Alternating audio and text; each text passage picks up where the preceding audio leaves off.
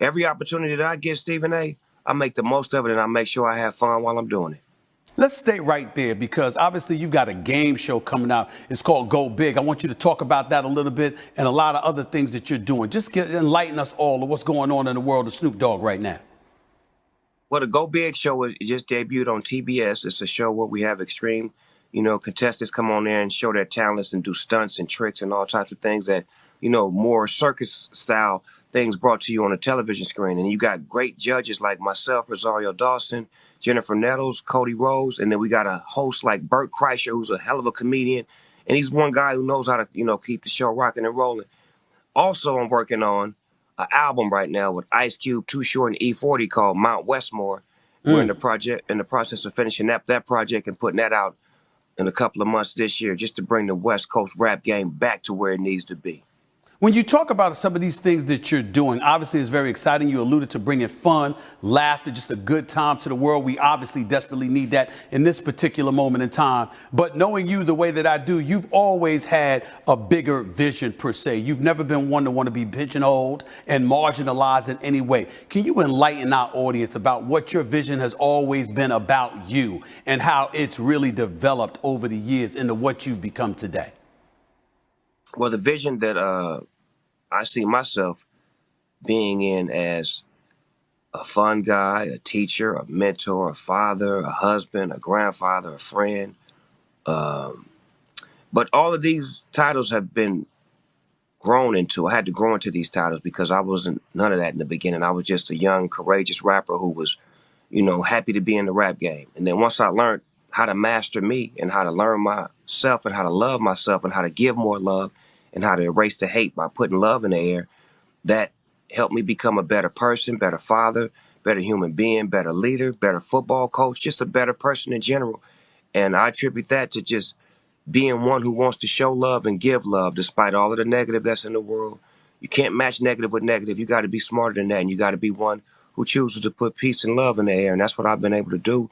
And that's why I've been able to last so long and be on the right side, because I put the right energy in the world.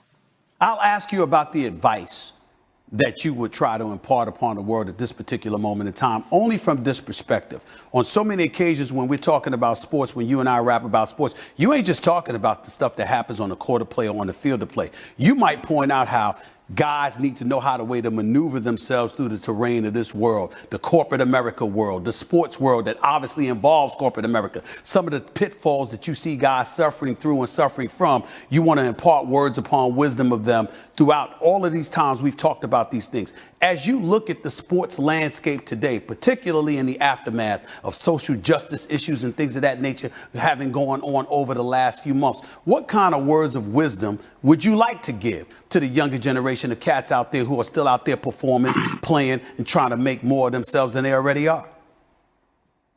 Well, the main goal is to stay focused and to love what you do. If you love what you do, it's never going to be about money. It's going to be about the passion if you loving what you do.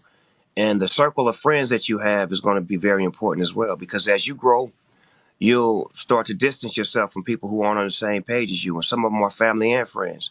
Then you got to understand that when you're doing business, that you're in a business, that you're not a rapper, you're not an entertainer, so you can't do the things that rappers and entertainers do. You have a commissioner, you have a president, you have someone who you have to answer to, a team owner, a coach. We don't have nobody to answer to, so you guys have to be very smart with how you move and who you move with and how you plan in your future, how you plan on doing different things outside of your sport when your career is over. Do you want to be an analyst? Do you want to do commercials? Do you want to be a part of the league that you're in? Do you want to be an owner? These things that you're doing now will affect that in the future. So know and understand that every move that you make is detrimental to your future. And the people that you cross on the way up, you're going to see on the way down. So be loving, be caring, be respectful, and be a student and understand what it is to take yourself to the next level like you did athletically. Do it business-wise. What kind of things do you want to do that you haven't done yet? I can't imagine there's anything you haven't done, but you know you. Is there something out there that you haven't done yet that you would like to do? Yeah, I want to dance underwater without getting wet. What?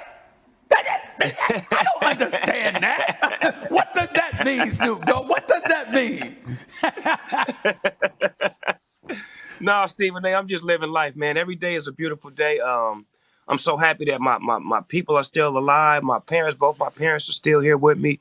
My grandkids are doing good. I'm just thankful, man. And that's what I'm thankful for. And that's what I love to see. I don't really want nothing or really want to Right. do anything more with myself. I just want to see my people live. Tell the truth. You having a good old time because the Lakers are champions. Lakers are champions. And because the Lakers are champions, you chilling. That's what this is about right now, right? I mean, it's like you can retire now because the Lakers are back on the mat. Tell the truth. Ain't that what this is all about? I mean, it really is, man. Even the Steelers loss didn't even hurt so bad, knowing that the Lakers was on a mission to get two. So it is what it is. When you're winning, you know, everything feels good. And I love the Lakers organization for what they did as far as putting new pieces to the puzzle and making the organization feel like it's supposed to feel. Jeannie Buss is a direct connect to her father, Jerry Buss. She is the second coming of the moves that she makes, the swiftness, how she moves, and how she's such a beautiful person and up close and personal. She's deflecting the spirit of her father, and that's why the winning spirit is coming back. It starts from up top, baby. They're champions now. I'm assuming you expect them to repeat. Is that correct? I mean, anything else would be uncivilized. Tell the truth before I let you get on out of here, Snoop Dogg. At any point, once Kawhi Leonard arrived to play with the Clippers, were you a tad bit nervous that they could potentially get in the way of that championship the Lakers ultimately caught last year? Was there at any point were you nervous about it? Laker to a Clipper, man, I can't be faded. Come on, man. We're talking about the Clippers, the team that has 0 banners, that are the opening night champions for 14 years straight. Have no banners, no nothing. Kawhi is a great player. Paul George is a great player. They got great coaches and the homies on their team. They do a great job, but they're not the Lakers, man. It's just something about that purple and gold, man. And it's like they need to get a whole new stadium and get a whole new stigma because they're never going to win playing in our living room. You heard it best. Snoop Dogg in the house. Stephen A's World. Appreciate you, my brother. Thank you so much. Thank you, Stephen A. I love you. Much success to you, brother. No doubt. I appreciate it.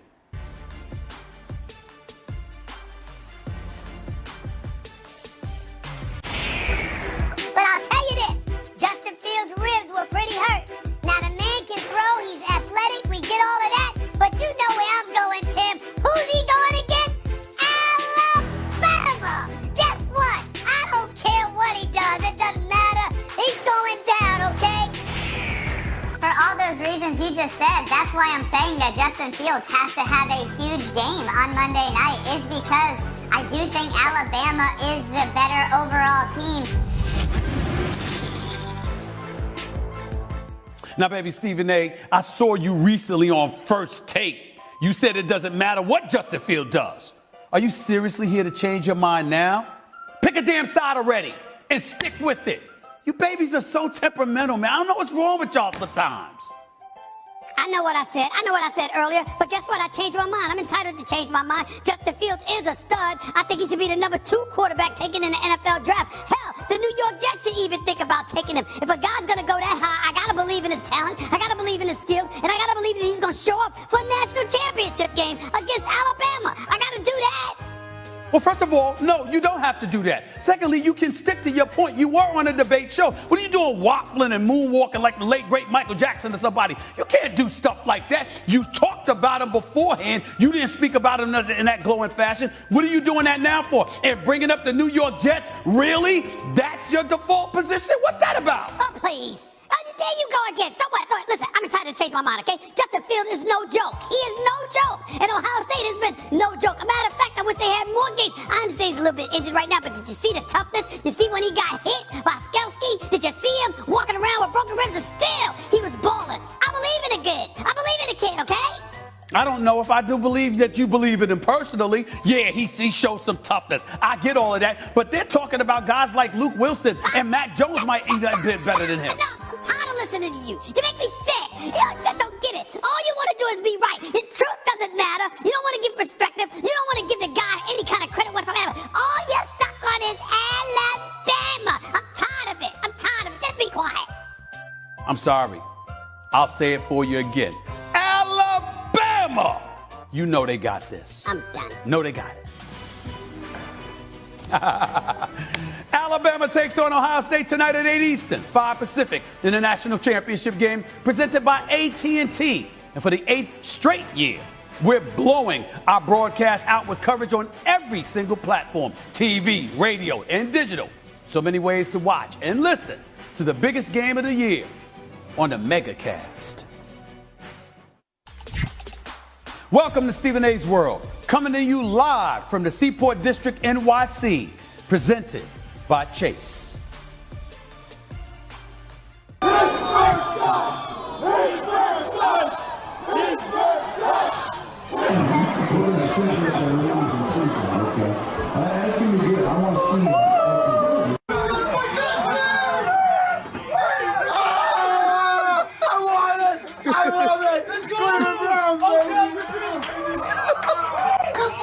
This is the best day of my life! Oh, my Lord. It is more than appropriate to have my next guest on the line or in front of me right now. Mind you, not only the host of the Steve Harvey Morning Show, not only the host of the Family Feud, along with multiple other things he's done in his illustrious career, the Cleveland native himself, the one and only Steve Harvey. How are you, sir? There we go. Doing wonderful, man. I'm all that. Hey, man, my sentiments exactly. That boy said the greatest day of my life. It ain't the greatest day of my life, but it's the greatest day of my sports life as a Cleveland Brown fan. Lord have mercy. Stephen A. Smith, thank you for having me. Did you anticipate that your boys would win this game the way that you did? I mean, I didn't see this coming. Did you see this coming? No. I didn't anticipate it. I was praying about it. This was way beyond anticipation, Stephen A. This was prayer. I was praying for this moment. Hey, man, let me tell you something. I said the Browns need to score 40 points to win this game. And I said, man, if I could get 40 points at the half, you know, they almost gave me 40 points at the half, man. I didn't see it, though, Stephen A. I ain't going to lie to you. I did not see it, man. Not like this. So listen, obviously this is your first playoff victory since 1994. It's been a while since y'all won a playoff game. It's been a while since y'all been to the postseason. But now you have a victory. You're in a divisional playoff game. How are you feeling about your team right now, Baker Mayfield? No Odell Beckham Jr. because he's injured, but you still got Jarvis Landry. You still got Baker Mayfield. You still got the best running tandem in football, as far as I'm concerned, and Nick Chubb and Kareem Hunt. How are you feeling about these boys right now, Steve? This being the playoffs, Stephen A., we have a chance. Look, man, I was watching NFL Sunday, right? And I was watching the NFL show, the pre-show, and everybody had picked Steelers except the lady, the host of the show. I forgot her name, Samantha, or something like that. Samantha. And Samantha every time Ponder. she picked Sam Ponder. That's right. She picked the Cleveland Browns. I called all my boys and said, we finna win it today, because the lady picked. Every time she go against the fellas, they win. So that was I was hanging my hope on that. I was a little hurt now. You know, the coach was COVID. You know, the wide receiver was out. Denzel wasn't playing. I was concerned. I was concerned, man. But, oh, my God, the first play, it was so much hope filled in my spirit, man. And see, Stephen A., let me tell you this. You're talking to a dude that, if God willing, in about another week, I'll be 64 years old. That's right. January 17th. In 1964, when I was 7 years old, I was sitting on the floor. My father was in a chair, and I sat on the floor with my back up against the refrigerator watching a 13-inch TV. And I watched the Browns beat the Baltimore Colts. That was the first championship I ever saw. Now, I've seen every Super Bowl. I've never missed a Super Bowl in my life. I've seen all of them. I told this at the NFL Honors. The last time I saw the Browns win a football championship was 1964. I was 7 years old. I was there for the fumble. I was there for the drive. I was there for the turnover. I was there for the Raiders. I remember when the Raiders intercepted that ball in front of Ozzie Newsome. I've been dying with this team forever. But do you know something, Stephen A? We really do have a chance now. They wrote us off against Pittsburgh. We shocked them. And now we got Kansas City. And Patrick Mahomes. Jesus. Jesus. You don't have to say that. I do. You said you have a only- chance. I had to tell you it was Patrick Mahomes. Well, let me tell you what I'm hoping for. I don't wish COVID on nobody, so don't get me wrong. But I am hoping that Patrick Mahomes has a memory loss of the playbook. Just something. Maybe he can't remember the plays. I don't know what it is. I don't wish no ill will on him because he's such a talented young dude, and I'm not that way with sports. But something has to happen, man, to give us a chance. What do you know about the chances, Stephen A? What are you hearing that? I mean, we ain't got no shot, is what you saying? I'm not hearing that your chances are very good, Steve Harvey, but I'm not here to rain on your parade. You know what? I'm going to reverse it a little bit. I'm going to give you an opportunity to do some special things for yourself, to elevate your level of confidence by basically instilling some things in you. I want to switch things around. I want to have a little family feud session with you, except now I'm the host. Stephen A. Smith is the host, and you're the contestant, all right? The question here is my top 5 list. Cleveland's greatest sports moments in the history of the city. My top 5, Steve Harvey. Give me the answer. Okay, go ahead. Give me. I'm asking you. I'm giving you top 5 Cleveland sports moments. That's right.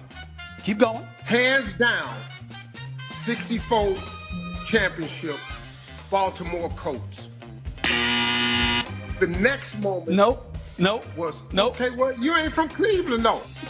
You ain't from Cleveland. I know you got Next one. The 2016 championship NBA that LeBron brought to the city. I know that's one.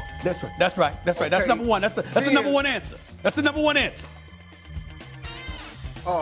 It ain't a lot.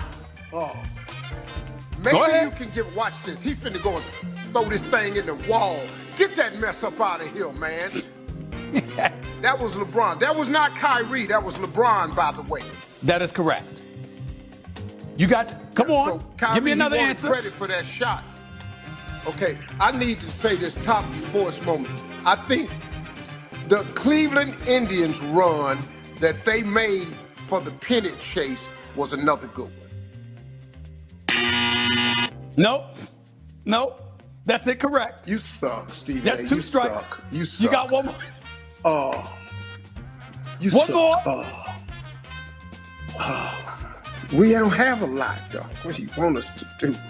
Remember, my top 5. I'll remind you of the question. Stephen top A's 5. top 5 Cleveland sports moments. My top 5. Think about who's asking you this question. My top 5. Oh, Give it see, to you me. dirty, man. Oh, see, you're going to be talking about the fumble, the drive. See, you're going to try to demoralize me. But you're not going to do it to me, Stephen A. See, there you go. See, now I'm trying to think. You talk about the fumble, the drive. That's right. About the damn last out when the Indians was in the series and lost the damn game. You a trip, man. I ain't playing this with you no more. Here's the list. What you got? You got it. You got the LeBron block. That was the number 1 answer. Number 5. Give it to me. Browns defeat the Steelers. Yes, last night. You didn't get that one, Steve. That was big. Number 4, the fumble. Ernest Bonner, 1987 AFC title game. Number 3, the Indians lose Game 7 of the 1997 World Series to the Marlins. And number 2, Jordan over Craig Elo, Game 5, 1989 Eastern Conference first round. Hey, man, let me tell you something. That was so low down right there. Craig Elo fell to the ground. The whole city fell with Craig Elo that day. That's right. We thought we had it, man. It's man, look, it's been tough being a Cleveland boy. It really has for sports, man. LeBron with that title, man. I was in the Mediterranean when he won. I had a flag, a championship flag, flown to the south of France for me. Got out and put it on top of the boat I was on. That's how proud I was at that moment. It's been tough, man.